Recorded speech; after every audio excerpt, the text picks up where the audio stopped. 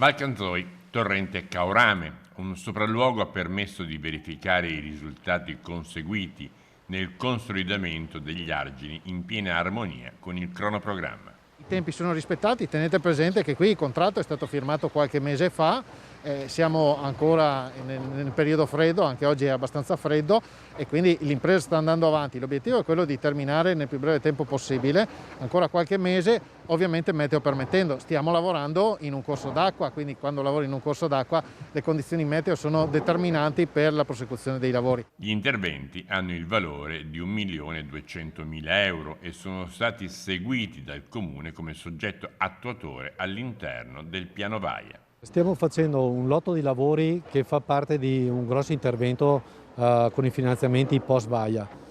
Quello che vediamo in particolare alle mie spalle è il consolidamento della scogliera del torrente Caorame che aveva rotto gli argini a fine ottobre 2018 durante la tempesta Vaia appunto, mettendo in serio pericolo l'abitato di Leave, che è una delle piccole frazioni della valle. Un secondo intervento per un valore di 300.000 euro è in completamento Piamonte, mentre un altro, utile anche per la viabilità comunale e per il quale sono stati investiti 840.000 euro, è già stato completato dagli uffici del Genio Civile di Belluno. Quando si interviene a monte, come in questo caso, si garantisce la sicurezza anche di chi sta a valle. Sono cantieri che spesso non si vedono, sfuggono i passaggi così anche veloci, rapidi che facciamo sulle strade, però vengono fatti e hanno uno scopo importante: garantire la sicurezza dei cittadini